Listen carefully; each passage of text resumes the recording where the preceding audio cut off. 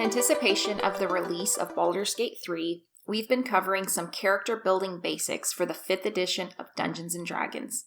In previous videos, we introduced the playable races and classes from the player handbook, and this week we're taking a closer look at the Barbarian.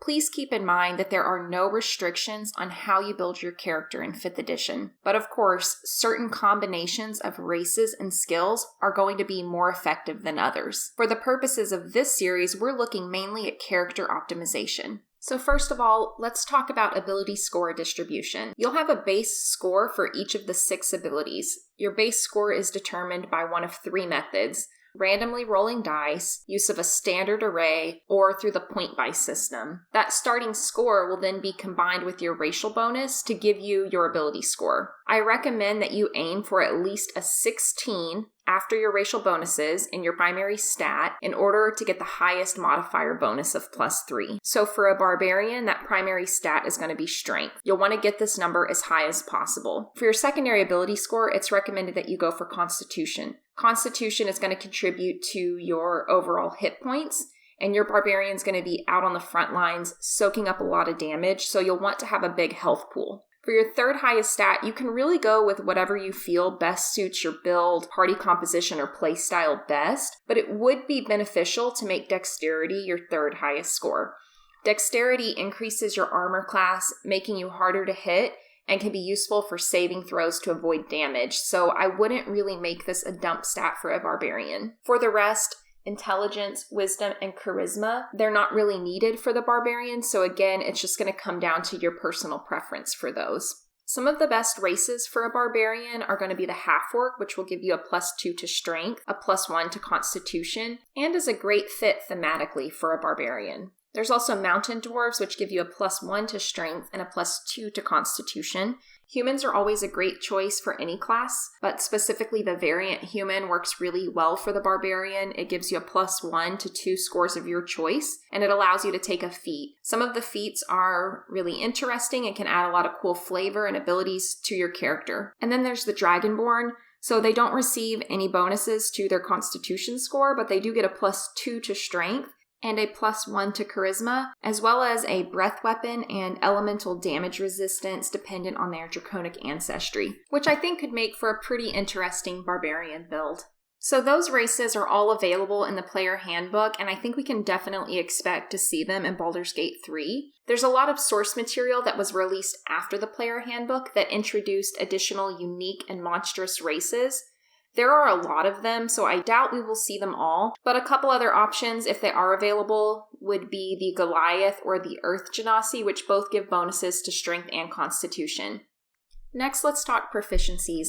Barbarians receive proficiency in light and medium armor, which means they could go as high as half plate. But do keep in mind that barbarians have a class feature called Unarmored Defense, which gives them an armor class of 10, plus their dexterity modifier and their constitution modifier. And depending on the primal path you choose, there are a few additional features that are contingent on you not wearing armor. They also receive proficiency in simple and martial weapons, so you can pretty much use whatever weapon you want, but do keep in mind you'll want it to be strength-based for most of your class features. And you'll also get proficiency in strength and constitution saving throws. Next, we'll take a look at some of their defining class features. So the primary class feature for barbarians is Rage. As a bonus action, you may enter your Rage, which provides you the following benefits: advantage on strength checks and saving throws, increased damage on strength-based melee weapon attacks, resistance to bludgeoning, piercing, and slashing damage. You are not able to use spells while you're raging, and you're limited to the number of times you can rage based on your barbarian level. You'll also gain reckless attacks. Whenever you make your first attack on your turn, you may choose to attack recklessly, granting advantage on the attack, but also granting enemies advantage against you until your next turn. Another pretty cool feature that barbarians get is Relentless Rage. So this starts from 11th level. If you drop to 0 hit points while raging, you can make a constitution saving throw and instead drop to 1 hit point.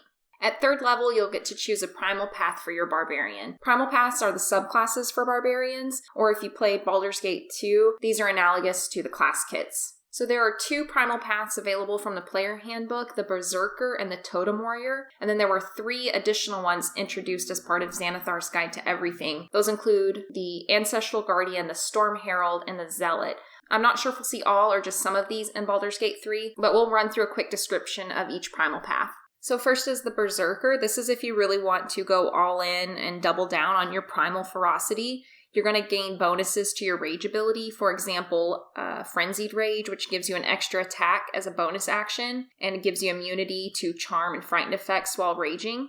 There's the Totem Warrior, which is going to add some kind of shaman-type flavors to your Barbarian. You'll also gain the ability to summon totem spirits. You can choose from bear, eagle, or wolf, and your totem gains additional bonuses as you level up. For example, things like damage bonus, movement bonus, buffing the damage of your allies, and even the ability to fly. So there's the path of the Ancestral Guardian. This is a really great tanking option. It grants you the ability to summon spectral warriors that defend you and your allies. For path of the Storm Herald, it basically grants you some elemental magic. So you'll choose your Storm Aura, which can be based on the desert, sea, or tundra. And then you'll gain additional abilities and features as you level up related to that Storm Aura. And then lastly, we have path of the Zealot. So this one's pretty interesting. You choose a deity that your Barbarian follows. Your Barbarian then receives divine power from that deity. They gain things like Divine Fury, which allows them to add either radiant or necrotic damage to their weapon attacks. Another really interesting thing they get is a feature called Warrior of the Gods.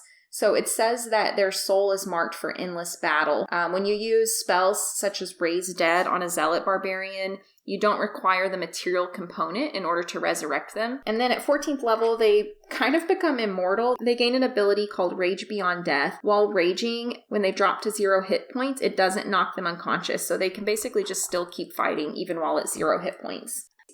So which of these primal paths do you most hope to see on Baldur's Gate 3? Let me know in the comments. If you found this video useful, please give it a like. And be sure to subscribe for more Dungeons & Dragons 5th edition basics, as well as all the news and commentary for Baldur's Gate 3.